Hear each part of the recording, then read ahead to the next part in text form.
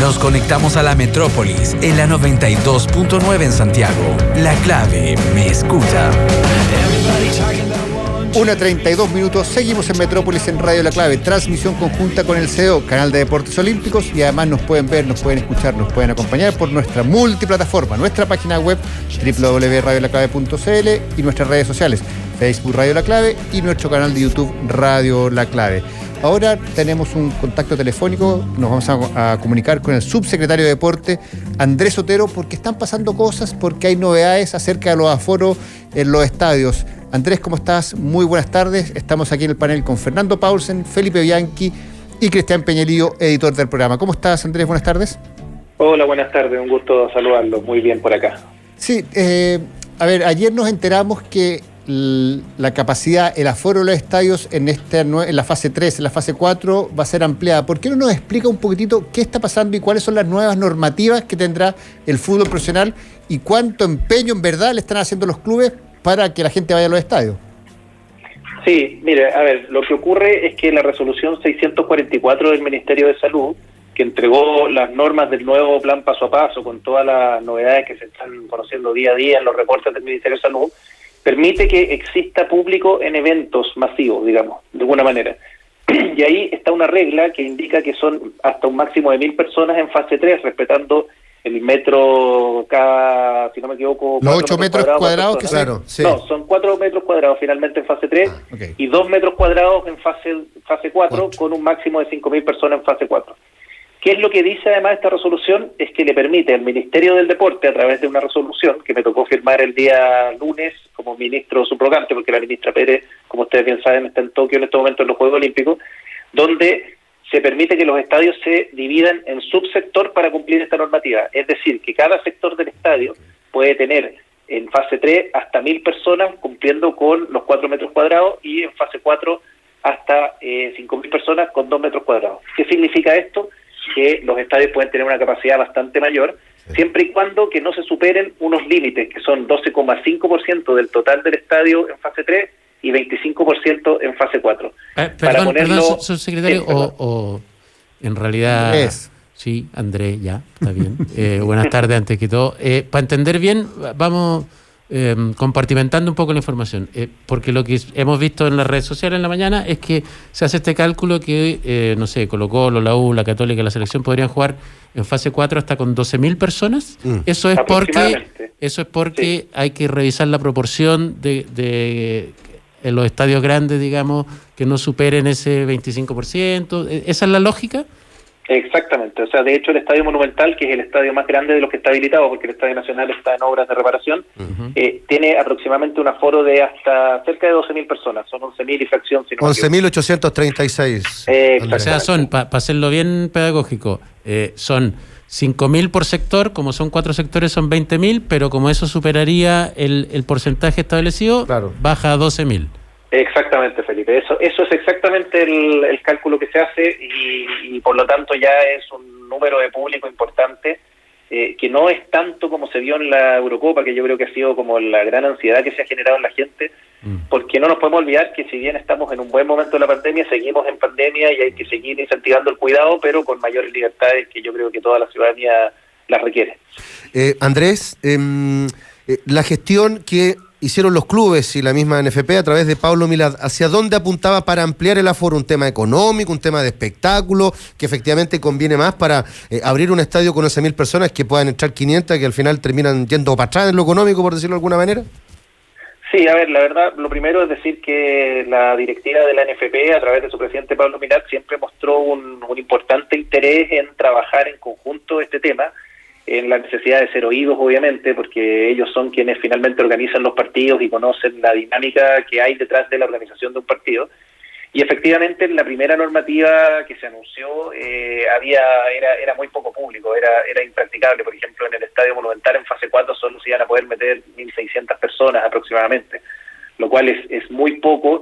Y efectivamente, y esto es un dato de la causa, no es una opinión, es que al final los costos para poder habilitar un estadio como el Monumental, que tiene capacidad de cerca de 45.000 personas, para 1.000 personas, eran costos muy elevados para tan poco beneficio de espectadores. Para las 11.000 Nosotros obviamente atendimos esa realidad y por eso se habló desde el gobierno central, obviamente, la posibilidad de hacer esta excepción en manos del Ministerio del Deporte a través de esa resolución. Sí, Andrés, estamos hablando con el subsecretario de Deporte, Andrés Otero. La resolución dice que para las 12.000 personas del Estadio Monumental se tienen que abrir el estadio completo para poder cumplir con la norma. No puede hacerse una trampita, sabéis que vamos a tener 12.000 personas solamente en una parte del estadio, sino que tienen que abrir el estadio completo, poner todos los baños de servicio para que se pueda cumplir con la norma de las 12.000 personas en el Monumental. Lo que pasa es que pueden abrir menos sectores, pero eso les significaría tener menos aforo. O sea, para tener el aforo tienen que abrir todos los sectores, efectivamente. Y esos otros requisitos que se sumarían tienen que ver con la apertura de los baños, tienen que ver con que estén claramente demarcados los números de los asientos, ¿con qué más? No, los asientos no es necesidad, no hay que enumerarlo. Pero sí, por sector del estadio se entiende un espacio que tenga accesos y salidas y baños diferenciados de los otros sectores. De los otros sectores. No se entiende como parte de esos 12.000 ni al personal de periodístico de las transmisiones, ni a los dirigentes y reservas de los equipos. ¿Cuál es la lista de los que no entran entre esos 12 y se agregan en el fondo? No, lo que sí entra dentro de eso es el personal, por ejemplo, la prensa sí entra dentro de eso, porque eso es el aforo, digamos, en un partido en condiciones normales, en el Estadio Nacional, con 46.000 personas, la prensa también es parte del aforo, porque usa un asiento. O sea, lo que no se considera entre los 5.000, por decirlo así, de la tribuna en el Estadio Nacional Pacífico, en Colo-Colo... exacto. ¿Cómo se llama el Colo-Colo? Océano. Son, dentro de esos 5.000, están los de prensa. Exactamente, están los de prensa. Lo que no se considera es el personal operativo, los guardias de seguridad, los que tienen tránsito, los que están parados, están haciendo alguna labor operativa para la organización del partido. Ahora, Andrés, hola, Fernando Paulsen acá. Hola, Fernando. ¿Qué tal? Por definición, el fútbol en las tribunas, en los estadios, tienden a que las personas, los hinchas, se aglomeran, se tienden a unirse. Es un fenómeno que cuesta encontrar un estadio donde tú tengas a las personas separadas 2 metros o metros y medio en determinadas situaciones. ¿Cómo se maneja eso? Sí, de hecho es algo que vimos en Europa, en la Eurocopa, donde al final existían aforos más limitados, pero al final la gente se aglomeraba. O en la final de la Copa América, la barra argentina obviamente estaban todos juntos. También pese a ser muy reducido el número. A ver, la verdad es que ahí el comportamiento individual no es responsabilidad del club organizador, sino que es comportamiento individual y obviamente van a haber fiscalizadores tanto de Carabineros de Chile como también de las Seremías de Salud que van a estar controlando de alguna manera eso. No tanto en la intervención, sino que en posibles multas posteriores. No nos podemos olvidar que los estadios por ley tienen cámaras de seguridad, de vigilancia y están monitoreados en todo momento. Lo mismo pasa con el tema de las mascarillas, porque el uso de mascarillas es obligatorio. Si alguien se saca la mascarilla no es responsabilidad del club, sino que es responsabilidad individual donde puede haber un sumario para esa persona. Lo que sí es responsabilidad del club es generar las condiciones para que eso trate de no ocurrir. Por ejemplo, preguntaban recién por la numeración de asientos. No es una obligación, pero un club, si es que numera su estadio, bloquea se hace todo más fácil. Tiene muchas más posibilidades de no ser sancionado el día de mañana porque otorgó todas las condiciones para que se cumpliera. Después nadie está obligado a lo imposible. Había generado también un tira y afloja. ¿Cuáles eran los requisitos para estos, en un principio 5.000, ahora 12.000 asistentes para el estadio, en términos de que tenían que tener, por ejemplo, el pase de movilidad, las 2 vacunas, y la duda era qué personal o de dónde salía el personal que tenía que medir eso, si era parte del ministerio o era parte de los clubes? ¿Eso cómo se solucionó? Sí, eso no, esto para cualquier recinto, estoy hablando desde restaurantes, los gimnasios, el personal de la administración del recinto, de los organizadores, en este caso de los clubes, tienen la facultad de poder a través de teléfonos celulares o de alguna de estas pistolas como de las tiqueteras, de poder controlar que las personas estén vacunadas a través del carnet del pase de movilidad, que tiene un código QR donde indica la información de si la persona está o no está. O sea, lo haría cada club en el fondo. Cada club lo tiene que hacer. Ahora, es súper importante que después, a la hora de una fiscalización, si se encuentra una persona en el estadio que no está vacunada, ahí sí la responsabilidad es del club y podría aparejarle una sanción sanitaria al club por no cumplir con eso. ¿Y cómo, no nos olvidemos Andrés, ¿y cómo se puede encontrar una persona no vacunada en el estadio? A lo mejor un control aleatorio, que recuerden que en el fútbol hay unas normas especiales donde hay control para los asistentes aleatorios, se puede hacer un control de identidad y si es que de repente se le controla a una persona y no tiene su pase de movilidad, ahí es que esa persona ingresó por algún lugar indebido o a la mala, o el club definitivamente no hizo el control correcto. ¿Se van a meter en algo en el tema local visita o eso es derechamente del club? Eso ya es potestad de la NFP y los clubes, si es que lo hacen con local, con visita, solo abonados, si venden entradas, eso ya es resorte de la NFP. Yo entiendo, de acuerdo a lo que me comentaba el presidente Pablo Milad, con quien estuve en la mañana, me comentaba que iban a tener hoy día en la tarde una reunión con todos los clubes para aclarar dudas, porque la NFP está muy interesada en que esto se empiece a operar lo antes posible. No quería dejar pasar solo un tema respecto a la pregunta anterior, Felipe, perdón, es que no nos olvidemos que si es que es decisión del club también, si es que lo hace solo para personas vacunadas o no, pero si es que no es para personas vacunadas, el aforo baja muchísimo, sí, claro. O sea, de las 12.000 estamos hablando de 1.000 personas y creo que incluso menos. Andrés, respecto, por ejemplo, de el señor que vende el café, los locales que están en la interna de los estadios, donde habitualmente, usted sabe, pues la mechadita, ¿no? Su sanguchito, ¿pueden operar o todavía no se pueden vender alimentos al interior de los estadios? No, por ahora no se pueden vender alimentos en lo interior de los estadios, porque esta es una primera etapa, no nos olvidemos, y aquí hay que ir paso a paso, y obviamente a medida de si esto resulta, si no resulta, se podrán ir tomando ciertas definiciones, porque lo que dice la norma en específico es público sin interacción entre los asistentes, y al momento en que se vende alimentación, automáticamente hay interacción y por lo tanto no se cumple con el espíritu de la norma. Perdona, Andrés, ¿tienen ustedes registros de, solamente para te lo pregunto para saber nomás de así de tincada, digamos, ¿tienen ustedes registro de cuál es la relación, por ejemplo, de contagios de acuerdo a la trazabilidad que se han producido en estadios versus que se han producido en otras partes? No, la verdad es que lo que pasa es que, bueno, aquí nunca hubo ese ejercicio porque acá los estadios se cerraron. No, pero afuera, en el extranjero, Andrés. No, lo único que tenemos es que efectivamente la OMS mostró su preocupación en su momento por lo que estaba pasando en la Eurocopa con los aforos grandes y que efectivamente, y esto puede ser causal o puede que no lo sabemos, pero existe un rebrote un mini rebrote que ha habido en los últimos días, en la última semana en Europa y que coincide con los tiempos en que estuvieron los estadios abiertos en la Eurocopa, pero no existe un estudio propiamente tal de trazabilidad que pudiera determinar que en los estadios ha habido contagio. Andrés, ¿cuánto les preocupa, como nos preocupa mucho en el mundo del fútbol, que todavía no haya, aunque entiendo que depende ya de la justicia civil, que no haya resolución para el caso de la acusación contra Unión La Calera, porque es la acusación más grave, salvo que alguien me corrija, que yo he escuchado en el mundo del fútbol desde que partió la pandemia en los últimos 2 años, que es suplantación de personas para tratar de engañar al sistema y que pueda jugar a alguien que está contagiado incluso. Esa es la acusación. ¿Y cuánto les preocupa que ya llevemos casi, partido en noviembre, noviembre, diciembre, enero, febrero, marzo, abril, mayo, junio, julio, casi 9 meses y todavía no se resuelva y mientras tanto Calera siga jugando? O sea, nosotros estamos atentos, somos muy respetuosos de los tiempos de la justicia ordinaria y no tenemos mucho que comentar.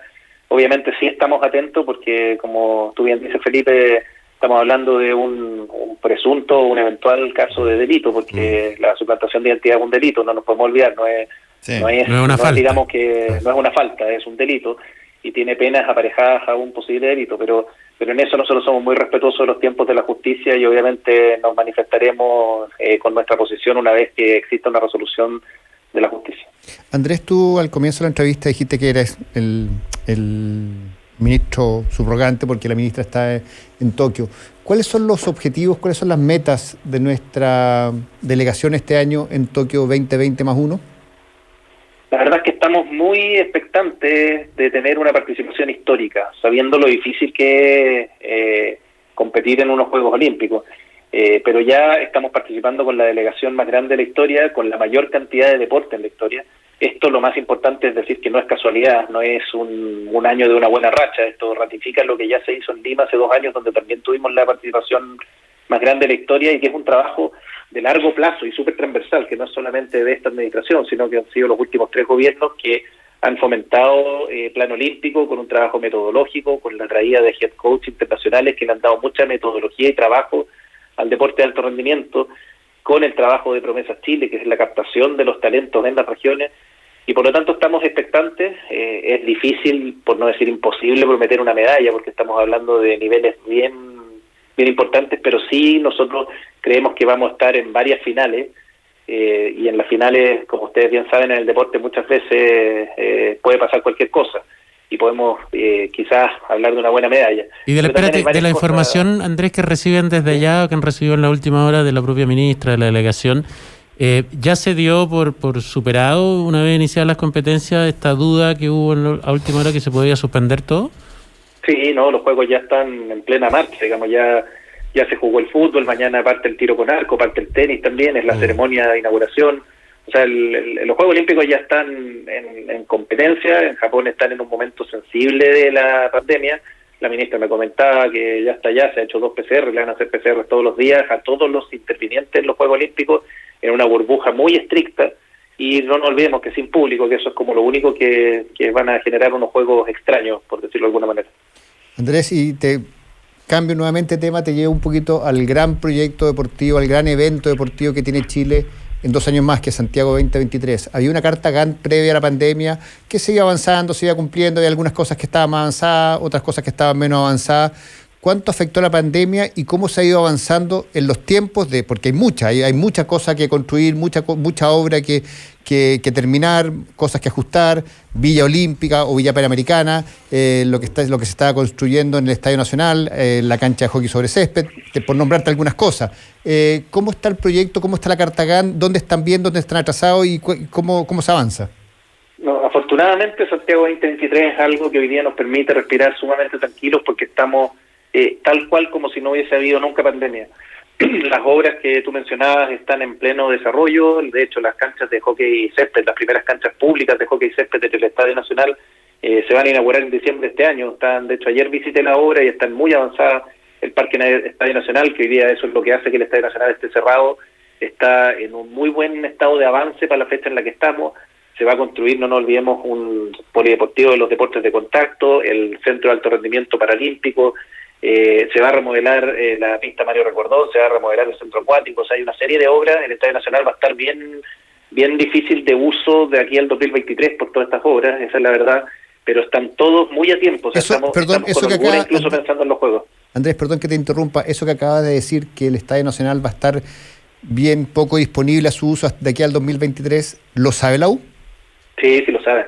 Nosotros hemos conversado con ellos en innumerables veces, ellos han ido al estadio, saben en qué está. O sea, hoy día quien va al estadio, se pasea, puede darse cuenta que, por ejemplo, el ingreso de Grecia hoy día solo escombro de tierra, digamos, de piedras, de todo lo que se está haciendo, porque no nos olvidemos que el Estadio Nacional se está transformando en un gran parque, va a ser el parque deportivo más grande de Sudamérica cuando esté finalizado, con todos los recintos, y también va a ser un parque para el deporte recreativo, va a tener pistas de, digamos, de atletismo, pero en circuitos de trote, ciclovía, va a tener zonas también. Y para la gente que no está tan enterada, Andrés, eso que se transforma en un parque que va más allá de lo deportivo, y que una de las cosas que necesita esta ciudad, yo creo que estamos todos de acuerdo en eso, porque faltan esos grandes parques, ¿va a implicar que el perímetro cerrado del estadio ya no va a existir o va a ser otro tipo de cierre?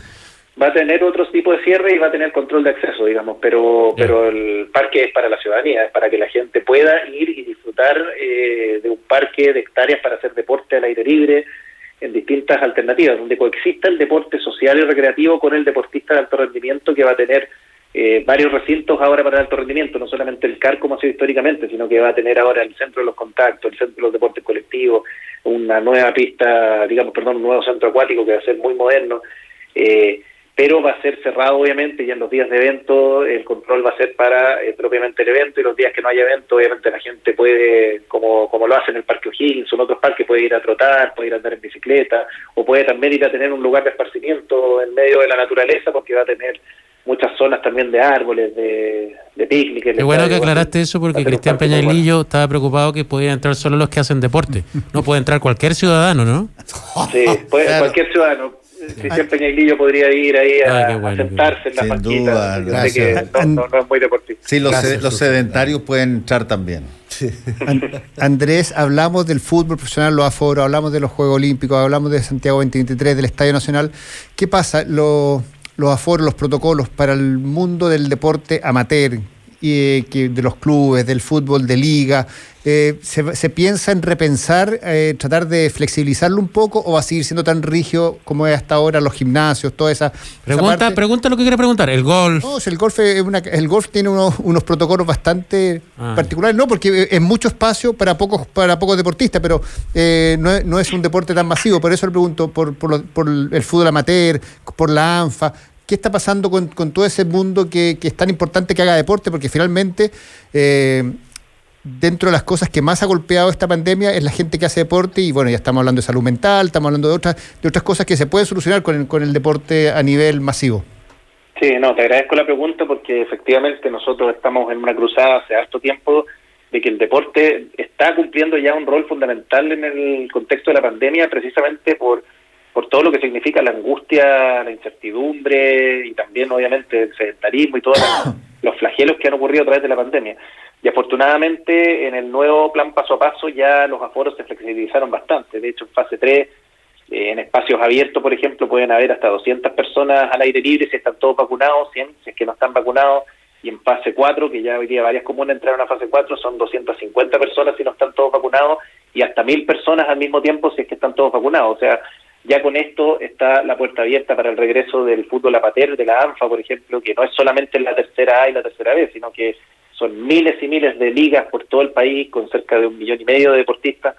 Los gimnasios también ya están en condiciones de abrir en fase 3, incluso en fase 2, si es que están al aire libre, digamos, las máquinas, que muchos gimnasios lo hacen. Ya de alguna manera estamos, no hablando de normalidad, porque todavía para eso creo que falta mucho camino de la pandemia, pero sí estamos en un momento donde ya no hay tanto impedimento para hacer deporte. Y nosotros a la vez, como Subsecretaría de Deporte, tenemos la facultad de autorizar eventos deportivos más amplios, más como digamos grandes corridas o eventos de esa manera que ya los podemos autorizar, estamos facultados para hacerlo y ya están ocurriendo en estos momentos. Así que es una muy buena noticia para el deporte social. Andrés Otero, muchas gracias por el contacto. Completo informe de lo que está pasando en el deporte desde el punto de vista del Ministerio del Deporte, que siempre es tan importante. Análisis, porque si fue informe tenemos que pagarle. Sería un reportero de nuestro. Completo análisis, perdón. Ya pasó su etapa. Muchas gracias, Andrés. Un abrazo grande. Muchas gracias a todos. Un abrazo. Un abrazo. Chao. Ahí está Andrés Otero. Felipe, tú que tomaste apunte, ¿nos puedes hacer un resumen de cómo son los aforos? ¿O ya los votó? ¿Los borró y los votó? Yo me lo sé. Lo aprendí de memoria. No, en buen resumen, o en resumen grueso más bien, los estadios más grandes van a poder tener hasta 12.000 personas, siempre que estén separadas en 4 zonas distintas, y eso implica que hay que abrir entero el estadio, incluidos los baños, los guardias de seguridad y todo, y ratificó que el proceso de ingreso para ver, por ejemplo, si el que está ingresando tiene o no tiene las 2 vacunas y tiene el pase de movilidad, es responsabilidad del club. Y que los periodistas y toda la gente que los medios son parte del aforo total limitado de la Pacífico o de la donde sea, Oceanía. Claro. Y mientras tanto, los sanguchitos de mechada, el de pernil, el jamón y palta. ¿Quién fue ante tanta preocupación deportiva? Solo preguntó por si se podía seguir comiendo o no. ¿Quién fue? Para mis amigos que... muy bien. Me gustaba degustar. El populismo de Peña Limpio. Siempre pensando en los amigos. No preguntaste, te dije que preguntaras. ¿Qué cosa? Lo que era clave, si se podía hallar petaca. Bueno, yo no, la verdad que dejé hace rato. Hace rato que no se puede llevar termo, Felipe. ¿Te acuerdas cuando uno iba al estadio? El termito, con termo. El proceso de ida al estadio en los buenos tiempos de reuniones dobles. Triples, ¿te acuerdas? Eran 6 o 7 horas una almorzada. En el estadio llevaba sándwich, termo, chocolate. Frazá. Para las piernas. Y la visera ahí de cartón. La visera de cartón, claro. Con el equipo de la temporada anterior. Foto del equipo de la temporada anterior. Bueno, está bien, era importante estar al tanto de saber cómo cambian los aforos, cómo se actualizan, qué está pasando con la delegación chilena en los Juegos Olímpicos de Tokio 2020+1. Ya debutó ayer la selección chilena femenina, hoy día hubo fútbol. Cristian, ¿tiene un resultado hoy día del fútbol masculino que se está jugando en la sub-23? Sí, pues. Más que sub-23, selección olímpica de cada país de los que están participando. ¿Se mantiene la regla? Me preguntaba alguien el otro día de los 3 profesionales, ¿no? Sí. A ver, Brasil... son sub-23, o sea, son 3 jugadores... Sobre la edad. Sobre los 23 años. Exacto. Desde cuando se clasifica, porque hoy día, por ejemplo, Richarlison tiene 24 años, pero él cuando clasificó tenía 23 años. Bien, bueno el punto. Brasil le ganó 4-2 a Alemania con un triplete justamente de Richarlison. Japón le ganó 1-0 a Sudáfrica. Esto es en fútbol femenino. No. ¿Sí? Sí. Pero Japón está en el grupo. Vamos masculino, Cristian, que es lo que pasó hoy día. Bueno, Argentina, que hoy día perdió con Australia, Rodrigo. 1-0. España también, que hoy día no salió de un empate. México ganó el día de hoy. España? ¿Frente a quién? Espérate, que aquí se me mezclaron las dos ramas, masculina y femenina. Australia le ganó 2-0 a Argentina, decía yo. México goleó 4-1 a Francia. El empate 0-0 entre Egipto y España masculino también marcaron esta jornada del día de hoy. Con el resultado de Brasil, que le gana a Alemania, México le gana a Francia y Australia, que le gana a Argentina. ¿Podemos hacer una proyección de lo que fue la Eurocopa y la Copa América? ¿Ves que cualquiera le gana a cualquiera? Que no es tanto mejor no son las selecciones oficiales, son selecciones sub-23, pero te muestra un nivel competitivo de los equipos, que yo creo que uno puede hacer cierta transición, sí. No es algo real, porque no está jugando la selección brasileña que jugó la Copa América. ¿Con qué foto te va a quedar, Frescolín?